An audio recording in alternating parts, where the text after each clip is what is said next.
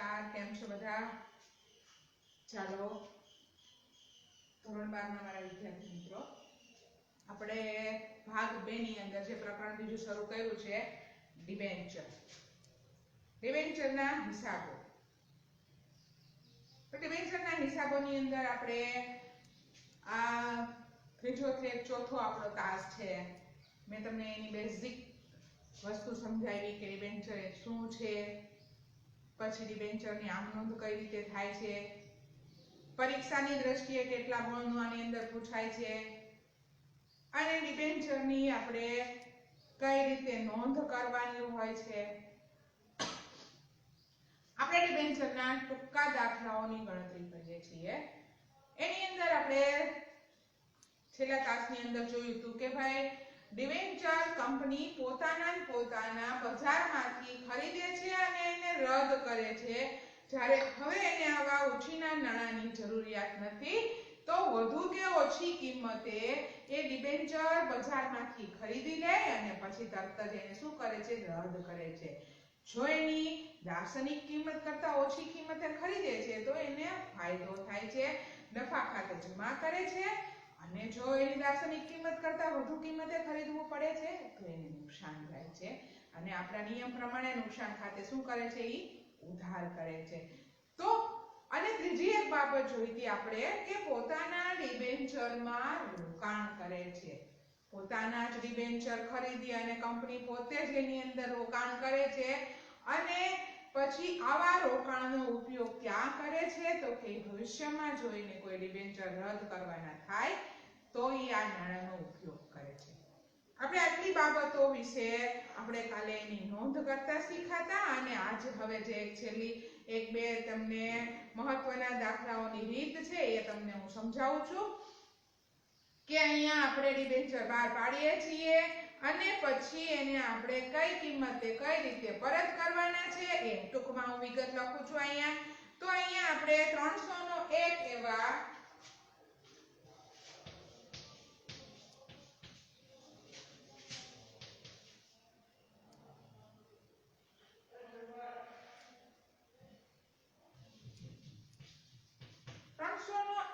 એવા આપણને 9%ના 14,000 ડિબેન્ચર આપેલા છે, જે 5% પ્રીમિયમથી આપણે બહાર પાડ્યા. 5% પ્રીમિયમથી બહાર પાડ્યા.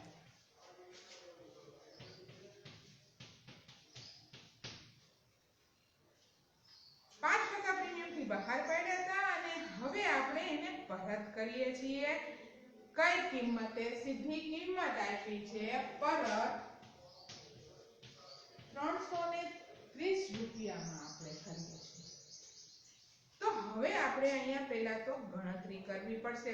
કઈ રીતે? બહાર પાડવાની અને પરત કરવાની બંને આમ નોંધ લખવાનું છે. તમને એમ કીધું હોય કે કંપનીના ચોપડે જરૂરી આમ નોંધ લખો તો તમારે બંને લખવાની છે. રકમ વિદ્યાર્થી મિત્રો, મેં તમને વારંવાર કહું છું કે જરૂર પડે તો 2 વાર શાંતિથી રકમ વાંચવી, કારણ કે આપણે ઉતાવળમાં કે આપણે ઓવર કોન્ફિડન્ટમાં એટલા બધા હોઈએ કે આપણને એમ થાય ઓ આ દાખલાની રકમ જોઈ, આ તો મેં 4 વાર ગણી નાખ્યો છે, મને આવડે છે. ઝડપથી તમે શું કરી નાખો છો, લખી નાખો છો. પરંતુ તમે જો રકમ ધ્યાનથી ન વાંચી હોય, હા જો વધે લખી નાખો તો કોઈ પ્રશ્ન નથી, પરંતુ તમે લખવાનું રહી જાય ને તો પ્રોબ્લેમ થાય છે. તમે માની લો કે આ પ્રકારના 3-4 દાખલા જે પ્રેક્ટિસ કરી હોય એમાં દર વખતે ખાલી કંપનીએ બહાર પાડવાની આમ નોંધ એવું જ લખ્યું હોય, એટલે તમે એ રીતે ટેવાઈ ગયા હોય કે પહેલી અંદર તો માત્ર બહાર પાડવાની આમ નોંધ લખવાની છે, અને તમને અહીંયા રકમની અંદર પરીક્ષાની અંદર એવું સૂચન કર્યું હોય કે જરૂરી આમ નોંધ લખો, તો અહીંયા તમારે એની આમ નોંધ જરૂરી કીધું છે કે બહાર પાડવાની અને પરત કરવાની બધી લખવાની છે. નહીં અમુક દાખલાઓની અંદર તમને રકમ પૂરેપૂરી આપી હોય કે બહાર પાડ્યા અને પરત કર્યા, પણ માત્ર આમ નોંધ તમારે બહાર પાડવાની લખવાની હોય, ક્યારેક માત્ર પરત કરવાની આમ નોંધ લખવાની હોય. તો કોઈ વસ્તુ છે ને આપણને આવડવી જરૂરી નથી, પરંતુ એને તમને આવડે છે અને એને સચોટ રીતે તમે અપ્લાય કરી શકો છો ને તો એ તમારી કાબેલિયત બને છે. બાકી બધાને બધી વસ્તુ તો આવડતી જ હોય છે, પરંતુ યોગ્ય સમયે તમે એને કઈ રીતે અપ્લાય કરો છો, એનો ઉપયોગ કરી શકો છો, એને તમે તમારા વર્તનમાં ઉતારી શકો છો, એ સૌથી મહત્વની વાત છે. પરીક્ષાની અંદર આ દરેક વિદ્યાર્થીને લાગુ પડે છે, હોશિયાર, નબળો કે મધ્યમ વિદ્યાર્થી. જો ક્યારેય કોઈ વિદ્યાર્થી ઠોઠ હોતો જ નથી, માત્ર એની મહેનતનો અભાવ હોય છે કે એ વધુ ઓછા ગુણ લાવે છે કે ક્યારેક પરીક્ષામાં નાપાસ થતો હોય છે, તો એની મહેનતનો અભાવ હોય છે. બાકી દર વ્યક્તિની અંદર એટલી ક્ષમતા તો રહેલી છે કે કોઈ વસ્તુ શીખવા ધારે ને તો શીખી શકે છે. એકાઉન્ટની અંદર જેટલી વધુ પ્રેક્ટિસ કરશો એટલું વધુ તમે સરળતાથી એને ગ્રહણ કરતા શીખી શકશો અને તમને આવડતું જશે. કારણ કે કોઈ પણ વસ્તુ છે, practice make man the perfect. બરાબર? કોઈ પણ આપણે કહીએ ને કે ભાઈ જે વારંવારનો મહાવરો છે એ તમને સંપૂર્ણ બનાવે છે. આ જ વસ્તુ અહીંયા પણ છે. હું તમને દર પીરિયડમાં ભણાવી દઉં છું. આજે ખાલી વાત કરવાની ઈચ્છા થઈ કે ભાઈ ચાલો હું તમને એક આ બાબત કહું કે ભાઈ તમે પ્રેક્ટિસ કરતા રહેજો. આપણે અત્યારનો સમય એવો ચાલે છે કે ભાઈ આપણે રૂબરૂ નથી મળી શકતા અને આ માધ્યમથી આપણે અભ્યાસ કરીએ છીએ. અમારી પણ મર્યાદા આવી જાય છે, તમારી પણ મર્યાદા આવી જાય છે કે આપણે સામે સામે હોઈએ તો આપણે કદાચ બે એક્ઝામ્પલને બદલે 12 કરતા હોઈએ એક્ઝામ્પલ, તમે એટલું ભણતા હોઈએ, પણ મર્યાદા અમારી છે, તમારી કોઈ નથી. મારે માત્ર તમને એક રીત શીખવવાની છે. આ રીતના તમારી પાસે 50 દાખલા હોય તો એ ભણવાના તમારે જ છે. અને આ વસ્તુ કરશો ને તો આપણો આ તો આગળના અભ્યાસક્રમનો પાયો છે તમારો. માત્ર આપણે 12મું પાસ કરવું એ આપણું લક્ષ્યાંક નથી, પરંતુ જે વિષયો અત્યારે શીખીએ છીએ ને સારી રીતે શીખી અને ભવિષ્યમાં એનો આપણે ઉપયોગ કરવાનો છે. એટલા માટે મેં તમને કહ્યું ને કે તમે આવડતું હોય એ જરૂરી નથી, પણ એને તમે વર્તનમાં કઈ રીતે ઉતારી શકો છો. આપણે આખું વર્ષ આટલા બધા વિષયો ભણીએ છીએ, આટલો બધો એક વિષયને સમય આપીને ભણીએ છીએ, અને છતાં એ વિષયનું તમારે પરીક્ષા માત્ર 3 કલાકનું મૂલ્યાંકન આપવાનું હોય છે. તો આ શું છે? આ તમારી આવડતની પરીક્ષા છે કે તમે કઈ રીતે દેખાવ કરી શકો છો. આપણે ઘણીવાર એવા વિદ્યાર્થી જોતા હોય કે આપણું એનું વર્ષ દરમિયાન એનું પરફોર્મન્સ ખૂબ સરસ હોય છે, ક્લાસરૂમમાં હાજર જવાબી હોય છે, અને એક વિદ્યાર્થી એવો છે સામે પક્ષે કે કોઈના પ્રમાણમાં એ થોડો ધીમો છે અથવા તો જરૂર સમયે જવાબ નથી આપી શકતો, પણ પરીક્ષામાં જ્યારે રિઝલ્ટ આવે છે તો બે વચ્ચે તફાવત જોવા મળે છે. આ તફાવત શેનો છે? તો કે એક વિદ્યાર્થીએ પરીક્ષા સમયે શિક્ષકની સૂચનાઓનું પાલન કર્યું છે, સરસ રીતે અહીંયા જે સૂચનાઓ પરીક્ષાની અંદર આપી છે એને વાંચી છે, સમજી છે.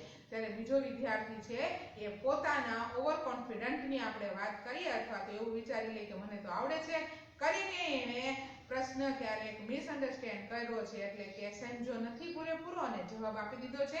એ એવું વિચારતો હોય કે મેં સાચો જવાબ આપ્યો છે. બસ આ જ ભૂલ નથી કરવાની આપણે. રકમ હું તમને હજી એકવાર કહું છું, 2 વાર શાંતિથી વાંચજો, સમજજો કે શું કીધું છે. કારણ કે અહીંયા નામાની અંદર એવી અટપટી રીતે તમને પ્રશ્નો પૂછ્યા હોય, માત્ર તમને કન્ફ્યુઝ કરવા, અને એ કન્ફ્યુઝન એટલા માટે કે તમે તમારી આવડત છે એ બતાવી શકો. ખરેખર એ વસ્તુની પણ પરીક્ષા આની અંદર થતી હોય છે. સીધું ને સરળ તમને આપી દેવામાં આવે તો કોઈ પણ વ્યક્તિ છે એ પાસ કરી શકે છે. એટલે તો એક વિદ્યાર્થી 100 માંથી 100 લાવી શકે છે ને એક વિદ્યાર્થી પાસ નથી થતો, અને એવરેજ વિદ્યાર્થી આપણને 60-65 ના પણ એટલા પુષ્કળ જોવા મળે છે. તો આ તમારું મૂલ્યાંકન છે. ખાસ બધી રકમ વાંચવી, દરેકે દરેક જે પ્રશ્ન પૂછાય છે એની. અહીંયા આપણે આની વાત કરીએ તો અહીંયા 2 આમનોંધ લખવાની છે. બીજું તમને બાબત જે લખવાની કીધી હોય અથવા સૂચના કીધી હોય કે બાબત જે લખવાની જરૂર નથી, મોસ્ટ ઓફ બાબત જે નથી જ લખાવતા, તો આપણે એ પ્રમાણે સૂચનાઓનું પાલન કરીએ. હવે આને આપણે આમનોંધ લખવાની કીધી છે, પણ એ પહેલા આપણે ગણતરી કરવી પડશે કે 300 રૂપિયાનો શેર છે, 5% પ્રીમિયમ આપણે બહાર પાડ્યો છે, તો કોના 5% કરવાના? તો કે 300 ના 5% કરવાના. 300 ના 5% કરીએ એટલે કેટલી કિંમત થાય? 15 રૂપિયા થાય. ઈ એમાં આપણે પ્લસ કરવાની હોય 300 + 15, 315 રૂપિયા કિંમત છે એ આપણી બહાર પાડવાની થઈ. મેં તમને આ ગયા તાસમાં પણ આ વસ્તુ સમજાવેલી હતી અને આજે પણ આ વસ્તુ સમજાવું છું કે તમારે અહીંયા પ્રીમિયમની રકમ છે એ પ્લસ કરવાની હોય. એટલે હવે બહાર પાડવાની આમ નોંધની પણ આપણે કિંમત કેટલી લેશું? 315. બહાર પાડવાની આમ નોંધ શું થશે? બેંક ખાતે ઉધાર. બેંક ખાતે ઉધાર કેટલી કિંમત? તો કે 14,000 આપણા ડિબેન્ચર છે ને એની કિંમત કેટલી આવી 315 14,000 ગુણ્યા 315 એટલે 44,10,000 રૂપિયા આવશે તે ડિબેન્ચર અરજી અને મંજૂરી ખાતે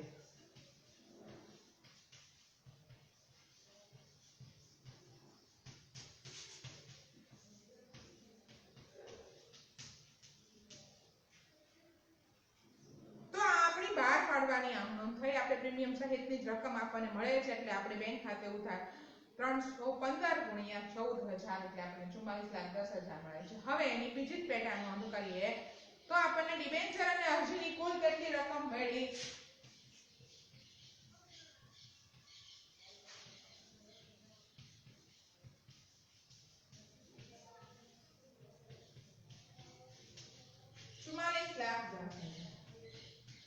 હવે આપણે અહીંયા પ્રીમિયમ થી બહાર પાડ્યા છે તો પ્રીમિયમ ની આપણી અહીંયા શું થશે આવક થશે ને આવક એટલે આપણે એને શું કરીએ છીએ જમા કરીએ છીએ તો પ્રીમિયમ આપણી કેટલી રકમ છે પ્રીમિયમ ની તો 15 રૂપિયા પ્રીમિયમ ની રકમ છે એ આપણને જમા મળે છે પરંતુ જુઓ પરત કરતી વખતે આપણે કેટલા ચૂકવવા પડે છે 330 ચૂકવવા પડે છે તો અહીંયા 30 રૂપિયા છે એ વધારાના આપણે ચૂકવીએ છીએ તો એ આપણા માટે નુકસાન બને છે પાછું કેવું નુકસાન તો કે ડિબેન્ચર પરતનું નુકસાન બને છે એ આપણે અહીંયા ઉધાર કરવું પડશે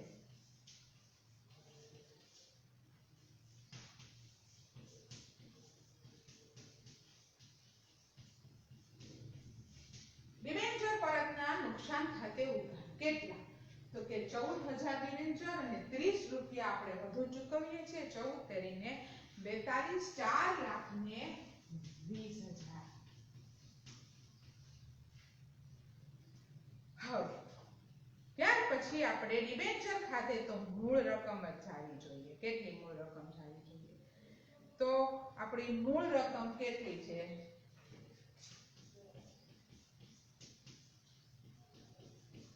14,000 ગુણ્યા 300 એટલે 42 લાખ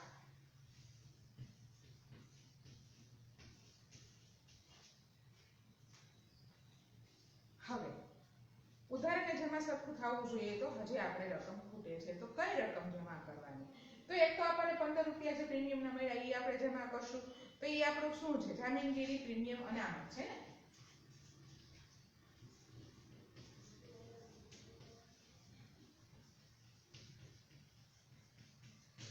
કેટલી રકમ છે અનામત ખાતે જમા તો કે જામીનગીરી પ્રીમિયમ અનામત ખાતે જમા આપણને કેટલી રકમ છે તો કે 15 રૂપિયા લેખે આપણે 14,000 ડિબેન્ચર છે તો રકમ કેટલી થશે તો કે 14,000 અને આ 15 રૂપિયા આ પ્રીમિયમ ના છે ને 15 રૂપિયા ઈ ધ્યાનમાં લેવાના છે તો 2,10,000 કેટલા આવશે 2,10,000 હવે 30 રૂપિયા આપણે જે ચૂકવા એ આપણે નુકસાન તરીકે તો ઉધાર કરીએ છીએ પરંતુ પરતના પ્રીમિયમ ખાતે એને જમા પણ કરવું પડે નુકસાન થયું છે પરંતુ આપણે એને ક્યાં ખાતે લઈ જઈએ છીએ ડિબેન્ચર ખાતે મૂળ રકમ લઈ ગયા નુકસાન ખાતે ઉધાર કર્યું છે પરતના પ્રીમિયમ ખાતે એને જમા પણ કરવું પડે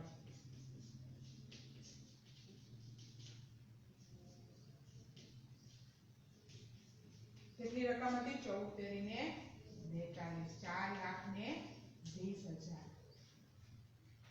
તો આ રીતે આપણે જ્યારે બહાર પાડીએ છીએ પ્રીમિયમ થી પરત કરવાનું હોય છે પ્રીમિયમ થી આ પ્રીમિયમ થી જ પરત કર્યા કહેવાય કેમ કે કિંમત કરતા વધુ કિંમતે આપણે એને પરત કરીએ છીએ એટલે પ્રીમિયમ ની જે વધારાની રકમ છે એ આપણને નુકસાની થાય છે અને એ જ રકમ છે એ આપણે પરત પ્રીમિયમ તરીકે જમા પણ કરવી પડે છે હવે આપણે જે પરત કર્યા છે એ કોને પરત કરીએ છીએ તો કે ડિબેન્ચર હોલ્ડરોને પરત કરીએ છીએ તો આ પહેલી આમનોંધ આ થાય હવે બીજી આમનોંધ શું થશે આપણી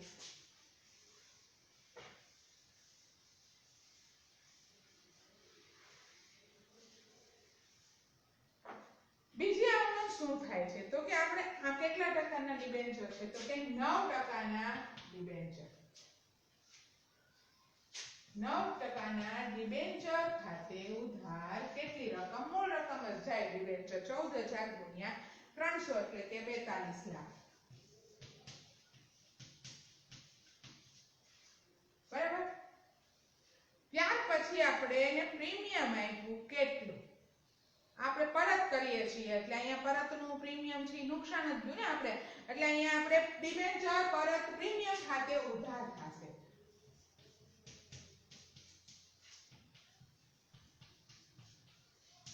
કેટલું? તો કે આપણે અહીંયા 30 રૂપિયા લખે 14 તેરીને 42 4 લાખ ને 20000 રૂપિયા પરત પ્રીમિયમ નો આવશે. અને કોને દઈએ છીએ? તો કે ડિબેન્ચર હોલ્ડર્સ લે છે આ બધી રકમ. તે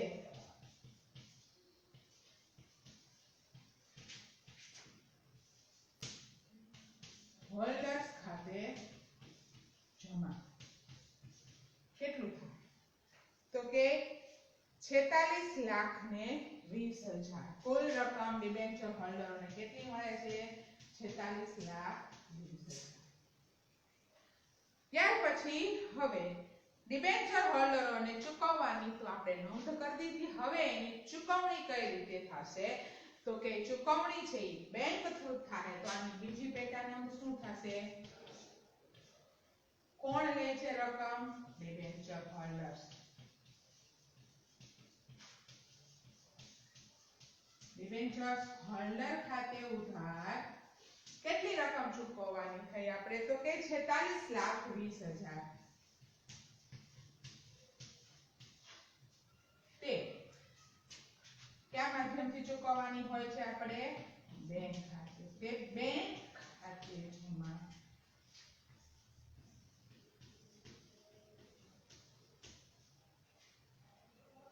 તો અહીંયા આપણે કયા પ્રકારના ડિબેન્ચર હતા? તો કે પ્રીમિયમ થી બહાર પાડ્યા અને આપણે એને પ્રીમિયમ થી જ ચૂકવીએ છીએ, પણ બહાર પાડવાની પ્રીમિયમની રકમ અને પરત કરવાની પ્રીમિયમની રકમ બંને અલગ અલગ હતી.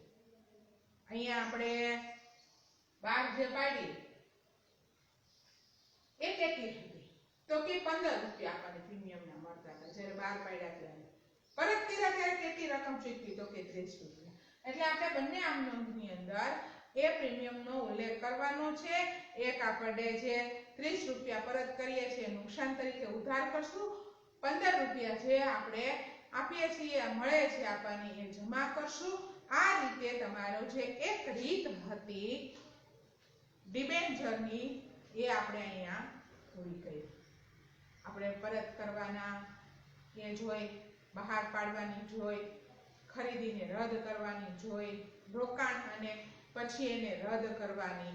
તો આ રીતે આપણે અહીંયા જે જોવાનું હતું એ વસ્તુ છે એ અહીંયા આપણે પૂરી કરીએ છીએ. અને અહીંયા આપણે આ ડિબેન્ચરનું પ્રકરણ પણ પૂર્ણ કરીએ છીએ. સ્વાધ્યાયમાંથી આપણે જે આવા ટૂંકા દાખલા છે એ બધા ગણવાના છે અને થિયરીના પ્રશ્નો છે આપણે ટૂંકા વિભાગ A અને B માં પૂછાય છે એ તૈયાર કરવાના છે. સરસ રીતે નોટ તૈયાર કરી નાખજો. કોઈને કાંઈ પણ પ્રશ્ન હોય તો મારો સંપર્ક કરી શકે છે અને વધારાની કોઈ પણ પ્રકારનું માર્ગદર્શન જોતું હોય તો પણ લઈ શકે છે. Thank you.